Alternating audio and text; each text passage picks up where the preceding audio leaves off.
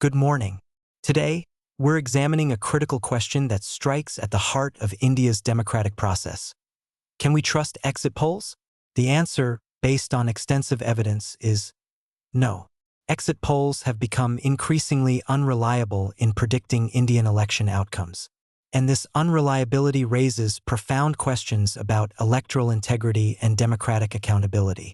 In this presentation, we will analyze the documented failures of exit polling in India, examine the structural and systemic reasons behind these failures, and focus specifically on the 2026 assembly elections in West Bengal, Assam, and Kerala elections that will occur against a backdrop of serious credibility concerns facing the Election Commission of India itself. Let's begin by looking at the scale of these failures. Exit polls in India have demonstrated a consistent pattern of inaccuracy across multiple election cycles. The evidence is overwhelming and undeniable. Consider the 2024 Lok Sabha elections, the most recent and most dramatic example. Nearly all exit polls, I repeat, nearly all exit polls, predicted a landslide victory for the BJP-led NDA. Many predicted over 350 seats. Some even predicted 400-plus seats. The actual result? The NDA secured only 293 seats. The BJP alone won just 240 seats, a loss of 63 seats from their 2019 tally. This was not a minor discrepancy. This was a massive failure of prediction. But this is not an isolated incident. Let's look at the historical pattern. In 2014, exit polls predicted 261 to 289 seats for the NDA. The actual result was 336 seats. Exit polls were off by over 50 seats. In 2004, exit polls predicted 240 to 275 seats for the NDA. The actual result was only 187 seats. Meanwhile, the Congress-led parties won 216 seats. Exit polls got it completely backwards. In 2015, exit polls failed to predict the decisive victory of the RJD-JDU Congress alliance in Bihar, and they massively underestimated the scale of AAP's victory in Delhi. The party won 67 out of 70 seats, a landslide that no exit poll had forecasted. These repeated failures raise fundamental questions about the scientific validity of exit polling in India. How can we trust these predictions when they have failed so consistently and so dramatically? The first major reason for exit poll failures is financial constraint. Let me explain how money, or the lack of it, fundamentally undermines the reliability of exit polls. Conducting a reliable exit poll requires a large sample size proportional to India's nearly 1 billion voters. Surveyors typically charge between 150 and 500 rupees per person interviewed.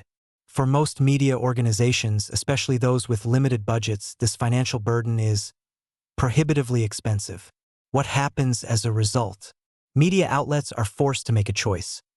Either reduce their sample sizes significantly, below statistically valid thresholds, or outsource their surveys to smaller firms that may not follow rigorous methodologies. When sample sizes are reduced, the margin of error increases exponentially. When surveys are outsourced to smaller firms, quality control is compromised. These smaller firms often lack the training, infrastructure, and rigorous quality control mechanisms necessary to ensure accurate data collection. The result is a cascade of failures. Reduced sample sizes lead to larger margins of error. Outsourcing to cheaper firms leads to poor methodology. Poor methodology leads to skewed results. And skewed results fail to accurately reflect voter sentiment. This is not a minor issue. This is a fundamental flaw in the exit polling infrastructure. Exit polls are flawed from their very inception, due to budgetary limitations, not methodological rigor. Now let's move to a more subtle but equally important reason for exit poll failures: complex social engineering and caste dynamics. Indian political parties engage in sophisticated social engineering to maximize their electoral success. They form intricate alliances with smaller caste groups and marginalized communities, creating complex vote banks that are fundamentally difficult to predict through traditional polling methods. Here is the critical point. While surveyors typically assess the overall vote share of parties, they often completely overlook the nuanced alliances and caste-based coalitions that play a decisive role in determining election outcomes. Let me give you an example. A political party might secure the support of smaller, marginalized communities that constitute a substantial portion of the population in specific constituencies. Predicting these intricate voting patterns requires a deep understanding of regional and caste-based dynamics, an understanding that is often completely absent from the statistical formulae used by exit pollsters. The result is that voter examination fails to capture the full extent of influence wielded by these social alliances, leading to systematic inaccuracies.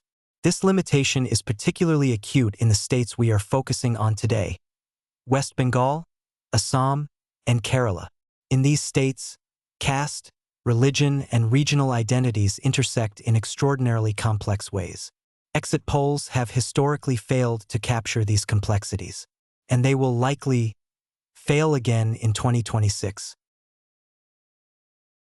A fundamental flaw in India's exit polling infrastructure is the design of questionnaires used by surveyors.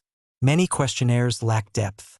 They fail to include probing questions that could gauge the true intentions and motivations of voters. This superficial approach often leads respondents to provide generic answers that do not reflect their actual voting preferences. The inability to ask meaningful follow-up questions further compounds the problem. In India's highly competitive and complex political environment, voter preferences are influenced by multiple intersecting factors: caste, religion, regional issues, economic concerns, and political alliances. A well-designed questionnaire should probe deeper into these factors to ensure comprehensive and representative data collection.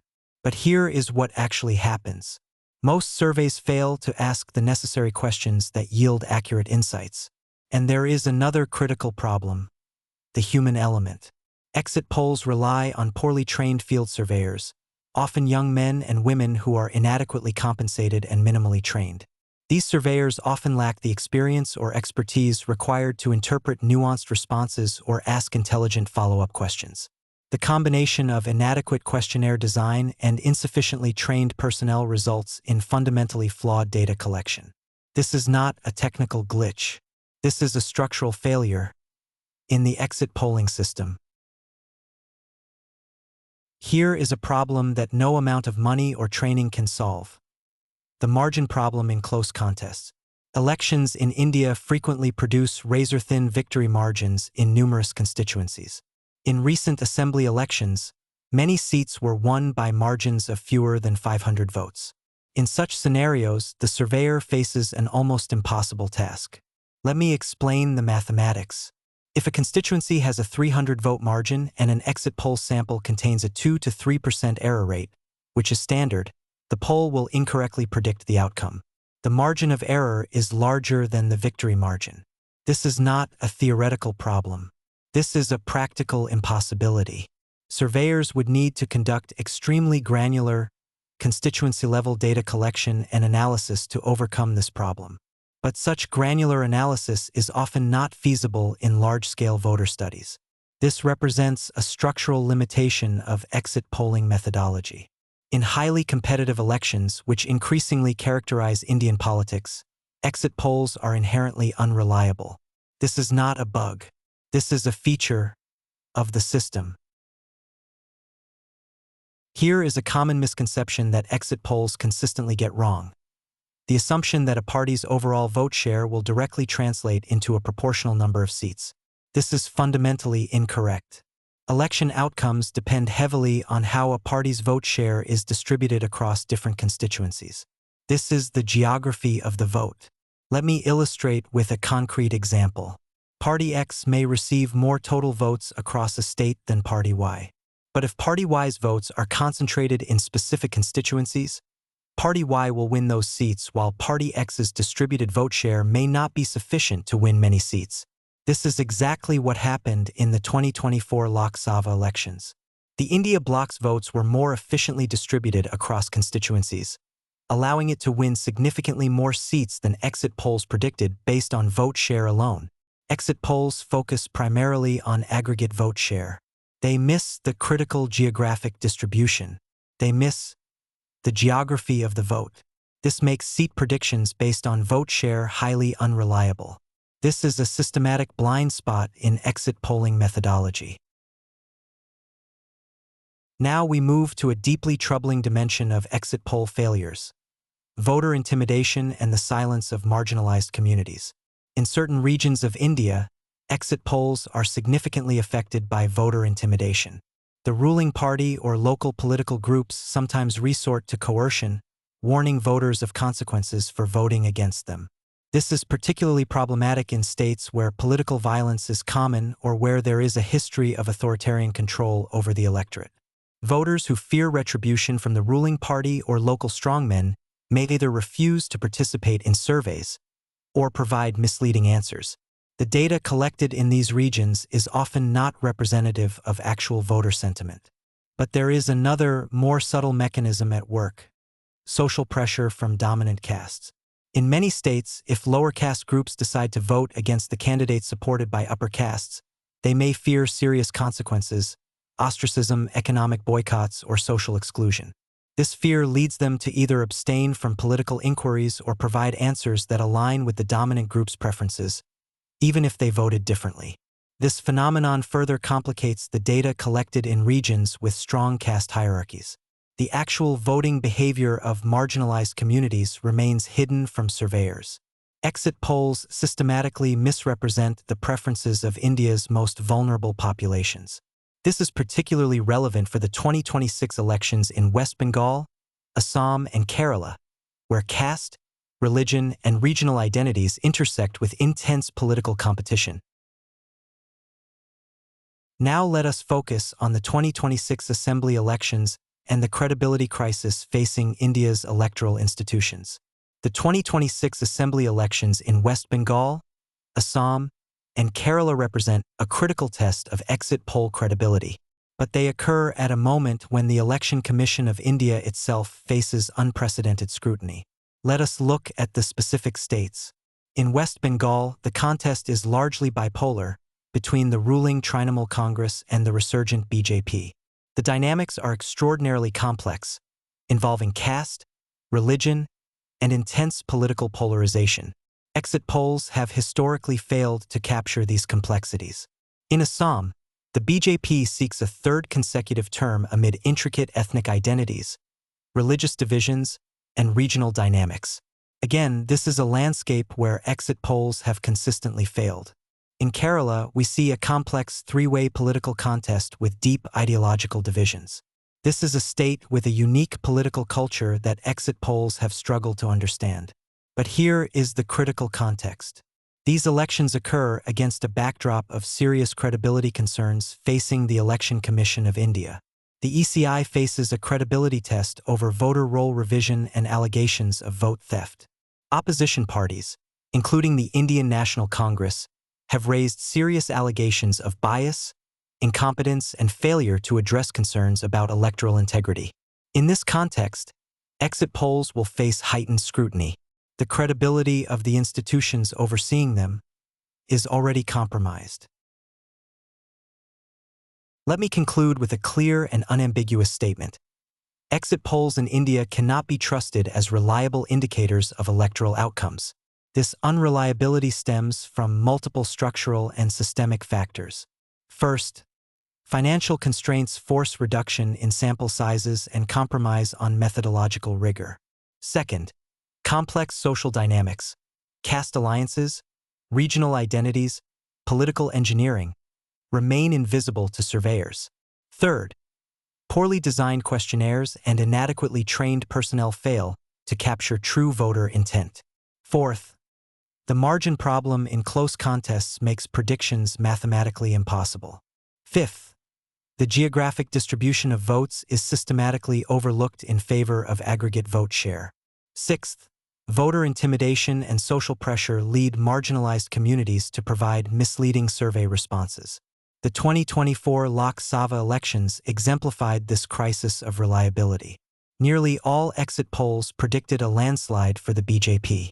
The actual results were dramatically different. This was not a minor discrepancy. This was a massive failure of prediction. And this occurs at a moment when the Election Commission of India itself faces unprecedented credibility challenges. Documented concerns about voter roll manipulation, allegations of bias, and questions about institutional independence have eroded public trust in the very institutions responsible for overseeing electoral processes. In this context, I want to be absolutely clear. Exit polls should be viewed not as reliable predictors of electoral outcomes, but as entertainment-driven spectacles that often obscure rather than illuminate the true preferences of Indian voters. Democratic accountability requires that citizens and analysts approach exit polls with profound skepticism. We must demand greater transparency, rigor, and scientific validity in electoral prediction methodologies. The 2026 Assembly elections in West Bengal, Assam, and Kerala will be a critical test. Will exit polls once again fail to capture the true preferences of Indian voters? History suggests they will, and that should concern all of us who care about democratic integrity. Thank you.